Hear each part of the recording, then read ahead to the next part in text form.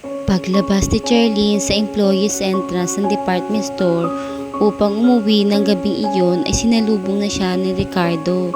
Agad niyang nakita ang hawak nitong isang basket ng fresh flowers sa kanang kamay at sa kaliwa naman ay nakakahong cake. "Kanina pa ako rito," sabi nito ngiting-ngiti sa kanya. Iniinumang ang bitbit. "For you." Nilampasan niya ito. Sumunod naman ito sa kanya na mabilis na umaagapay sa kanyang paglalakad. "Che, ilang sorry pa ba ang gusto mong sabihin ko para mampatawad mo? Ano pa bang dapat na panunuyo ang ibig mo para tanggapin akong muli?" Tumigil siya sa paglalakad. Tumayo ito sa kanyang harapan at tinitigan siya ng tuwid. Nakita naman niya ang matinding lungkot sa mga mata nito. "Che, magbabago na talaga ako. Hindi na ako magsiselos ng walang dahilan. Please, give me another chance." Nanatili siyang walang imik. Subalit pinakikiramdaman talaga niya kung siniseryoso ito sa mga sinabing iyon. Gusto niyang makatiyak kung gagawin nga niya nito ang pinapangako. "Okay," pabuntong hininga nito. "Tanggapin mo lang ako ngayon at patawarin na ipapakita ko talaga sa iyong nagbago na ako. Kapag naging siloso pa ako at inaway kita, ako ang mismong lalayo at hindi na ako magpapakita pa." Nadama naman ni Charlie na tapat sa sinabi si Ricardo. Nakita niya sa mga mata nito ang pagmamakaawa. "Ihahatid na kita sa inyo." Nakikiusap ang tinig na sabi nito. "Sige na, Che." "Sige," tugon niya. "Pero hindi ibig sabihin nito ay tinatanggap na kitang muli. Ricardo, pagbibigyan lamang kita ngayon dahil may pinagsamahan pa rin tayo." Kitang-kita niya ang kasiyahang bumalatay sa gwapo nitong mukha. Hindi niya talaga alam kung paano magpapasalamat sa kanya. Nang lulan na siya ng kotse nito ay tahimik lamang siya. Kahit kinakausap siya nito ay hindi siya umiimik. Kaya ay pininit niya na rin lamang nito ang bibig at itinuon sa buong atensyon sa pagmamaneho. Nakatingin siya sa labas ng bintana nang tumunog ang message alert tone ng kanyang cellphone. Kinabahan siya nang napatingin kay Ricardo. Agad kasing pumasok sa utak niya na galing iyon kay Jerwin at wala itong kaalam-alam tungkol doon.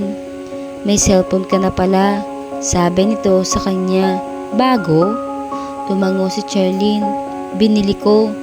Hindi mo lang ipinaalam sa akin, Che." May himig na pagtatampo sa boses nito. "Alam mo naman ang CP number ko, di ba? Break na tayo nang mabili ko ito, kaya hindi ko naisip na ipaalam sa'yo. Para ano pa? Talaga bang wala nang planong balikan ako, Charlene?" Hindi siya umimik. Ibig kasi niyang iwasan ng tanong ng iyon na lalaki. Kaya naman napatingin siya sa sariling handbag at nagpauwang sa isip niya tinanggap na text message. Nagkaroon tuloy siya ng pagnanais na basahin iyon kaya gustong-gusto na niyang kuhain ng cellphone sa loob na iyon. Ngunit pinipigil niya ang sarili. Alam kasi niyang galing kay Jerry ng mensahe at natatakot siyang malaman iyon ni Ricardo. "Hindi ko kayang mawala ka sa buhay ko," sabi pa nito. Napatingin tuloy siya rito. Sa unahan na ng kalsadang kanilang binabaybay, ito nakatingin. Hinihintay niya itong magsalita muli ngunit hindi na nangyari. Hindi na rin talaga siya tinitignan pa hanggang sa ihinto nito ang sasakyan sa tapat ng kanilang bahay. Libis sa sana ito sa kotse, ngunit inunahan na niya. Agad niya binuksan ang dahon ng pinto at bumaba siya roon. "Salamat sa hatid, Aniya." Bago isara ang pintuan ng kotse, nawala na rin sa isip niya na dalhin ng basket ng fresh flower at cake na ibinigay nito sa kanya. Nang makapasok na sa sariling kwarto si Charlene, ay nagpakuwang sa isipan niya si Ricardo. Hayaan ko na lamang bang tuluyan mawala ang relasyon namin ni Ricardo?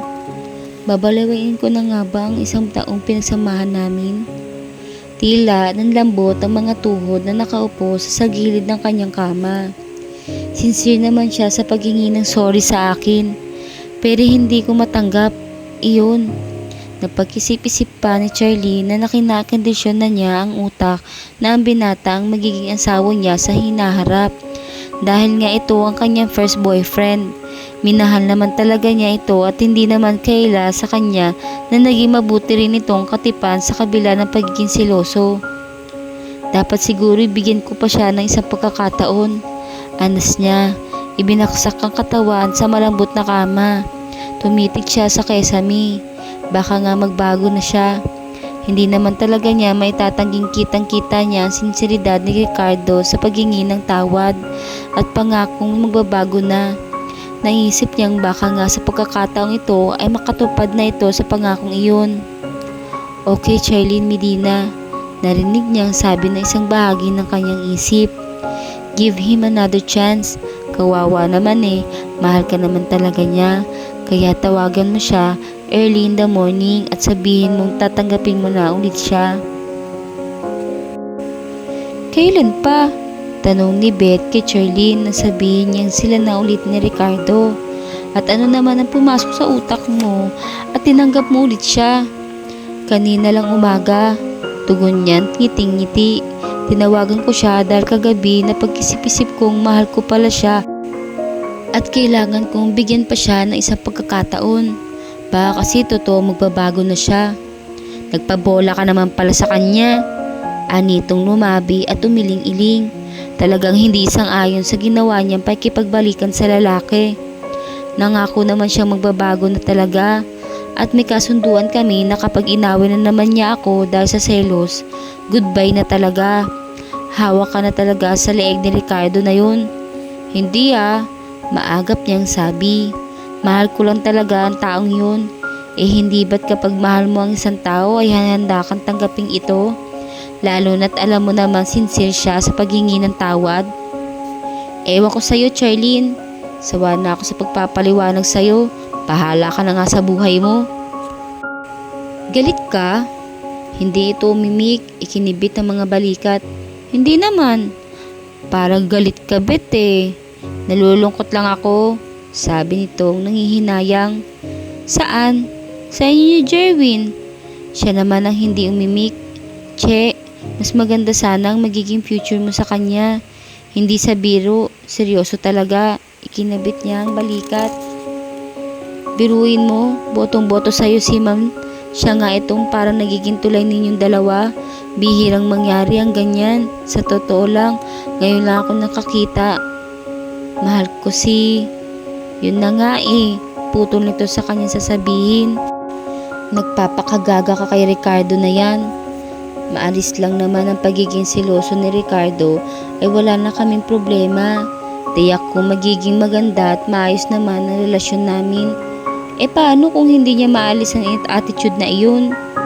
Nahulog naman si Charlene sa pag-iisip. Ang totoo may takot pa rin sa kanyang puso dahil sa bagay na iyon. Anyway, pabuntong hininga pang sabi ni Beth.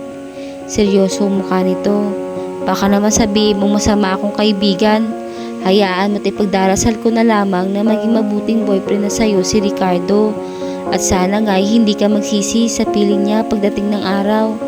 Ngumiti siya at yumakap dito. Beth, thank you. Alam ko namang mabuti kang kaibigan.